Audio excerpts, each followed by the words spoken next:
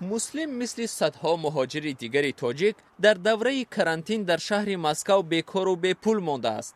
فرمان اخیر پوتین درباره موقتا آزاد کردن مهاجران از پرداخت حق پتنت مسلم را خوشحال کرد. هرچند 5000 روبل مبلغ زیاد نیست، اما برای زندگی خاکسارانه یک مهاجر در یک ماه کافی است. مسلم هم اکنون با پولی برای پتنت نگاه داشتهش خوراکواری و مواد طبی میخرد.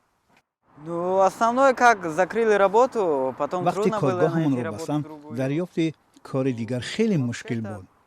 وضعیت خیلی بد شد. در خانه اجاره ما 8 نفر زندگی میکنند. قریب همه بیکار به انتظار انجام یافتن دوره کرانتین هستند. خیلی خوب شد که پرداخت پولی پتن را بیکار کردند. مهاجرانی که در روسیه طبق پتنت به فعالیت مهنتی مشغولند برای 3 ماه تا 15 ایون از پرداخت حق آن آزادند. همچنین به آنها هم که باید از روسیه دپورتاسیا یا رانده می شدند امتیاز داده شده است. مهلت اخراج این مهاجران هم به تأخیر افتاد.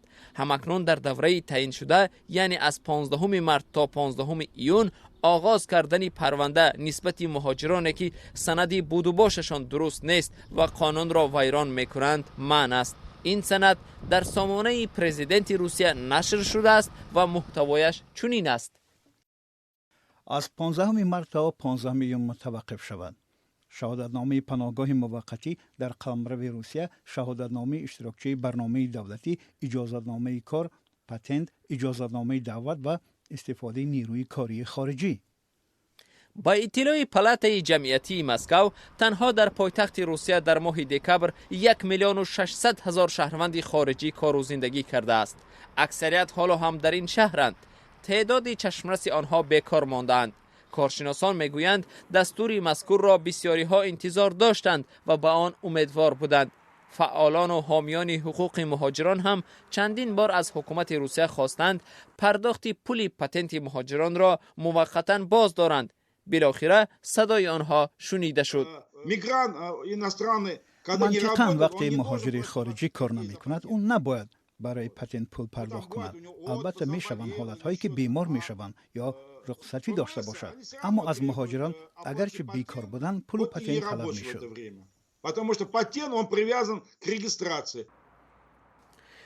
حامیان حقوق میگویند در این مورد چند سوال دیگر همانا ناروشن باقی مانده است. از جمله آیا مهلت پتنت آنهای هم که الکی مبلغ را پرداخت کردند تمدید می شود؟ حقوق شناسان هم در این باره اندیشه های مختلف دارند. در شرح حقوقی وزارت کارهای داخلی روسیه هم که اخیرا نشر شد در این باره چیزی گفته نشده است.